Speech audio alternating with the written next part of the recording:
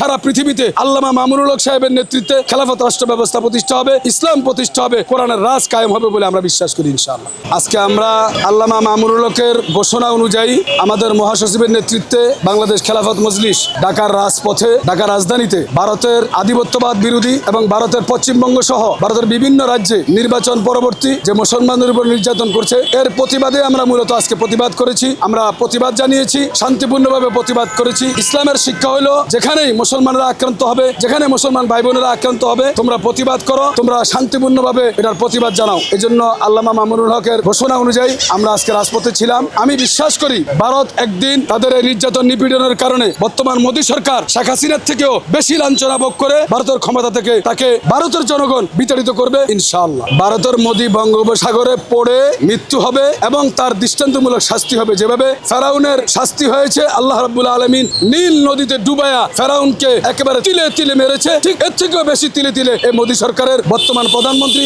এই নরেন্দ্র মোদী কসাই মোদীর এভাবে নির্মম তার পতন হবে বলে আমরা বিশ্বাস করি। আসলে তো আমরা মিডিয়ার মাধ্যমে আমরা দেখেছি নির্যাতনের ধরন হলো বিভিন্ন শিক্ষা প্রতিষ্ঠান, মসজিদ, মাদ্রাসা। আপনারা লক্ষ্য করেছেন গত শুক্রবার মসজিদের ভিতরে প্রশাসন সহ সন্ত্রাসীরা, হিন্দুত্ববাদী সন্ত্রাসীরা ঢুকে মুসলমানদের যে ইবাদত নামাজ এটা থেকে তাদেরকে বিরত রেখেছে এবং মুসলমানদের বিভিন্ন ধর্মীয় প্রতিষ্ঠান, তাদের ব্যবসা প্রতিষ্ঠান, তাদের বিভিন্ন ঘরবাড়ি তারা ভেঙে দিচ্ছে। আমরা দেখেছি বোলডুজার দিয়ে মসজিদ ভাঙ্গা হচ্ছে, সেখানে মাদ্রাসা ভাঙ্গা হচ্ছে, মুসলমানদের বাড়িঘর ভাঙ্গা হচ্ছে। দেওবন্দের ওলামায়ে কেরামের নেতৃত্বে এই উপমহাদেশ থেকে আমরা ব্রিটিশকে বিতাড়িত করেছি। ইনশাআল্লাহ আগামীতে বাংলাদেশ সহ সারা পৃথিবীতে আল্লামা মামুনুল হক সাহেবের নেতৃত্বে খেলাফত রাষ্ট্র ব্যবস্থা প্রতিষ্ঠা হবে, ইসলাম প্রতিষ্ঠা হবে, কোরআনের রাজ কায়েম হবে বলে আমরা বিশ্বাস করি ইনশাআল্লাহ।